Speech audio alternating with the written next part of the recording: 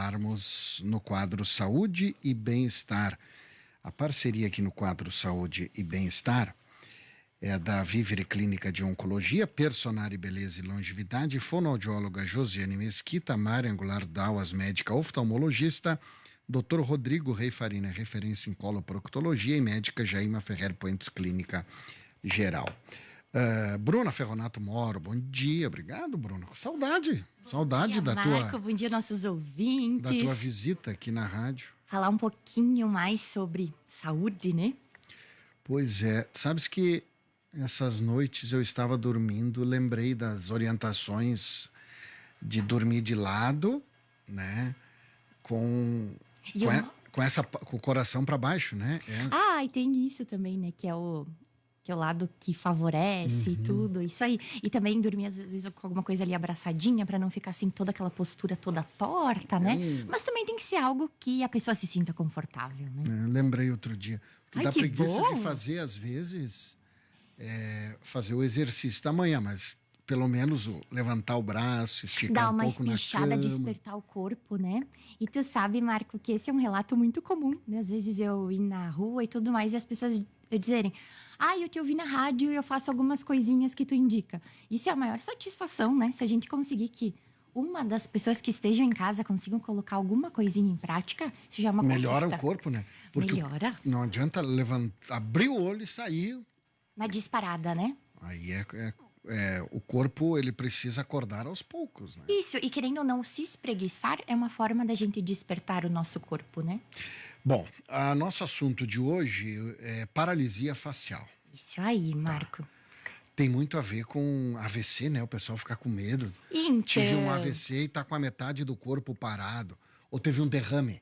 isso. Derrame. E aí, Marco, é muito legal a gente conseguir diferenciar, porque existem dois tipos de paralisia, tá? Tem a central e a paralisia facial periférica. O que é a central? É, por exemplo, esse caso que nem tu comentou ali, de um AVC, tá? Então, a pessoa, na verdade, ela fica com o rosto da metade para baixo, paralisado, tá? E ela é contrário do lado que foi a lesão no nosso cérebro. Jesus. certo? Porque se bate o lado direito, afeta o Isso rosto, aí. a parte esquerda do Isso rosto. aí. É Então, uma coisa essa, assim, ela né? é decorrente, é a paralisia facial central, mas ela vem em decorrência, por exemplo, de um AVC. E tem a paralisia facial, a periférica, que é essa que mais a gente vai comentar hoje, que a gente acomete metade do rosto. E daí ela é do mesmo lado da lesão.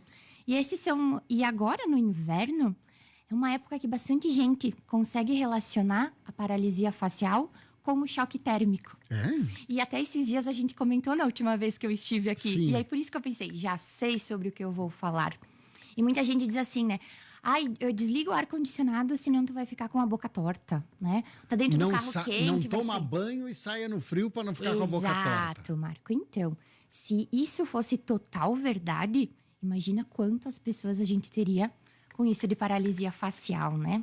Na verdade, não é tão simples assim. Mas o que a gente já sabe, por exemplo? Que pessoas que têm o vírus da herpes, até aquela herpes simples, sabe, de fazer uma bolha no lábio, elas têm uma propensão maior a desenvolver a paralisia facial. Agora tu deu uma complicada. É igual o professor explicando, tu vai entendendo, daqui a pouco ele mete um ingrediente ali que já te confunde tudo. Né? Herpes. Isso aí. Então, o que o choque térmico, na verdade, ele faz? A pessoa já tem uma condição no corpo de ter o vírus da herpes, e esse choque térmico, ele acorda o vírus, tá? O frio, ele faz uma vasoconstrição. Essa vasoconstrição acordou o vírus, despertou ele, e aí a pessoa pode ter a paralisia facial. Isso é uma das teorias mais aceitas que a gente tem. Mas só para quem tem o vírus da herpes, né? Isso, a gente já tem que ter essa predisposição. Então, porque senão, como eu falei, né? Isso de estar num ambiente quente e sair para um ambiente frio ou vice-versa é muito comum. Então, nós teríamos muitos mais casos, né? E a paralisia facial, ela pode vir por vários motivos. Um deles, eu tenho um amigo que, em decorrência de uma crise de estresse, ficou com a hemiface paralisada. Aí eu tô falando assim que eu tive um estresse. E eu disse, o quê? crise E baixa a imunidade E e tudo aí- mais, né? E daqui a pouco vai saber se ele não tinha esse vírus da herpes ali já acoplado, e vai né? fazer fisioterapia. Voltou ao normal. Isso Eu aí. digo, normalizou o rostinho? E ele sim, agora tá E a normal. paralisia pode vir por isso, pode vir também por causa de algum tumor, algumas síndromes. Antigamente, quando se usava também fórceps na hora do parto também, era comum as crianças terem paralisia facial logo ali ao nascer. Tem pelo herpes zoster, mas uma das mais comuns que a gente tem é a paralisia de Bell, que daí ela tem relação com o vírus da herpes e é a que a gente mais encontra comumente. E algumas a gente não sabe do que veio.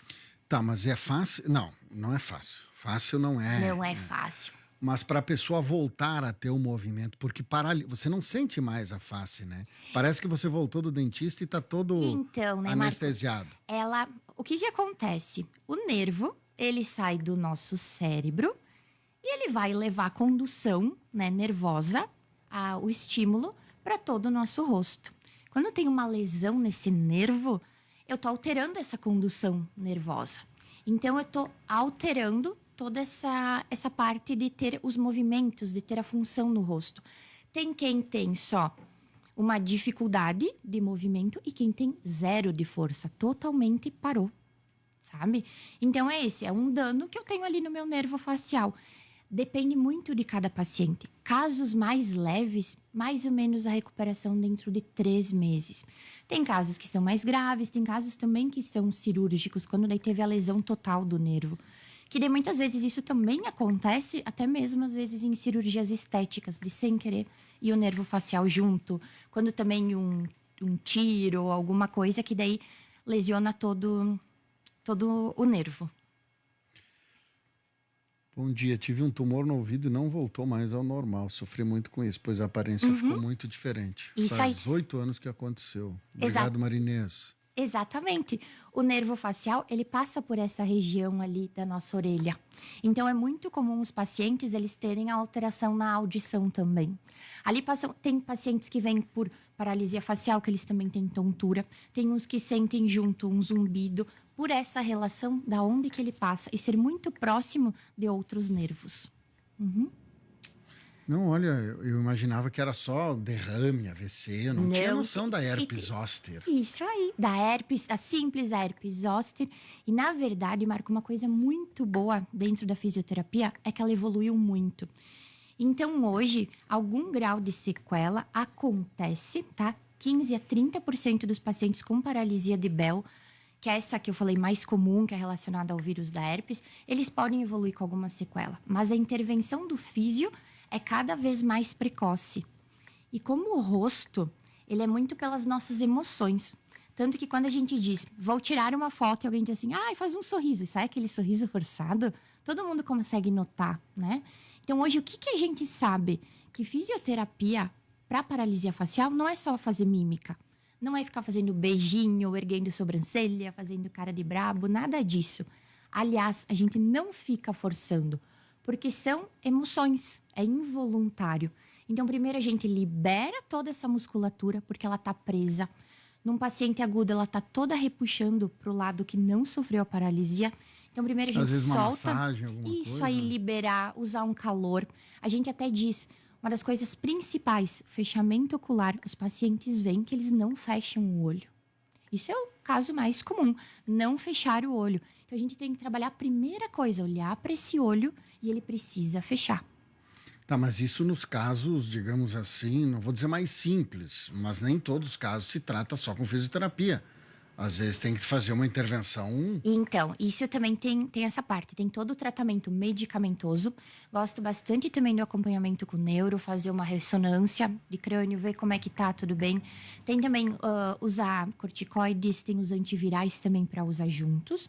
E tem alguns casos que realmente vão ser cirúrgicos por causa da gravidade da lesão. E como eu estava falando, né, que evoluiu muito essa parte do tratamento. Hoje a gente já sabe liberar bastante a musculatura, fazer o uso de óculos de sol. A gente tem também umas fitinhas que a gente usa para o olho fechar de uma forma mais fácil quando o paciente não fecha olho. A gente também indica que o paciente vá ao oftalmo, use colírio, para não ficar aquele olho ressecado, daqui a pouco ter uma úlcera ali nesse olho. Então tem toda uma parte de cuidados que é super importante. Uma vez também a gente usava muito eletroestimulação, gelo, ficar fazendo mímica facial. Nada disso a gente usa mais com esse tipo de paciente. Tá, mas as causas principais desse é BEL, né? Isso aí. Ela vem principalmente por causa da maior relação é por causa do vírus da herpes. Tá, e o vírus da herpes, o que ele tem que estar enfiado no corpo aí? Pois é, né? E como que o choque térmico de fazer despertar ele, né, por essa vasoconstrição? Coisas bem curiosas do nosso corpo. E uma das primeiras coisas que o médico vai suspeitar é se a pessoa já teve herpes, se já teve alguma feridinha no lábio. Tem também a herpes zoster, né? Que faz mais aquela das bolhas, né? E tudo mais. Então, tudo vai ser a gente investigar. E tem pacientes que a gente não chega a conclusão nenhuma. Tem porque que a gente tratar. não sabe do que veio.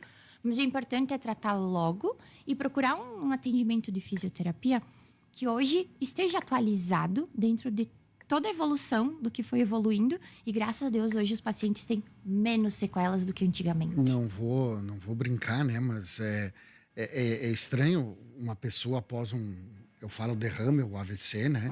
Mas fica com o rosto virado, enfim. Sim, isso aí. E depois sempre fica alguma coisa, né? Fica. Porque é o comprometimento dependendo da extensão da lesão. Isso aí. Né? Daqui a pouco é uma lesão leve, consegue regenerar, recuperar totalmente. Agora, tem lesões que são um pouquinho mais complicadas. E aí o paciente, até ele evolui, a gente diz, com uma cincinesia. O que é isso? É o maior problema que a gente encontra no consultório. São pacientes, depois de um bom tempo de paralisia facial, a gente diz que já está numa fase crônica, tá? Já evoluiu uns quantos meses e mesmo assim não voltou ao movimento total. Ou, por exemplo, eu peço para o paciente fazer um bico com a boca e para fazer o bico, ele fecha o olho. Ou vai erguer a sobrancelha e a boca também faz um movimento. Então, é um movimento que eu quero, né? Com um movimento que é involuntário. Então, esse é um dos maiores problemas que a gente tem nos casos de paralisia facial que não evoluem de uma forma tão boa. Sobre paralisia facial, mais alguma coisa? É isso, Marco. E quando... Então, mas a questão toda é o herpes zoster, né? Eu acho que é mais o... A mais comum, Pelo isso herpes, aí, né? é ligada ao vírus da herpes simples e também tem da herpes zoster. Tá, mas agora tem algum... Agora eu vou entrar mas agora já me levantou aqui para o médico virologista, né? Isso aí, a gente... Como é que a gente vai descobrir que tem a herpes no corpo? E daqui a gente pergunta se o paciente já manifestou ou faz uma sorologia, né? Que daí faz um exame lá e vê se tá com o vírus ali no corpo. Meu Deus do céu. Olha só, bem curioso, né, Marco? Muito curioso, muito curioso. Mas às vezes eu falo, né? A gente fica procurando causa, mas o importante, a primeira coisa, é tratar logo, o quanto antes de iniciar, principalmente com a fisioterapia, para ter uma evolução boa desse paciente, né? Porque é o rosto. Sempre falo, o rosto é o nosso cartão de visita, né? E ele expressa muito as nossas emoções. Aí, às vezes, as pessoas ficam pedindo pro paciente, dá um sorriso forçado. E o paciente tá lá triste, então a gente não consegue, né? Então, isso a gente solta bem essa musculatura para depois conseguir buscar esse sorriso natural. Bom, Bruna, obrigado pela visita. Até uma próxima. Obrigada, Marco. Sempre muito bom estar aqui. 10h24 foi o nosso quadro Saúde e Bem-Estar hoje com a fisioterapeuta Bruna Ferronato Moro. Vamos pensar num assunto aqui no intervalo.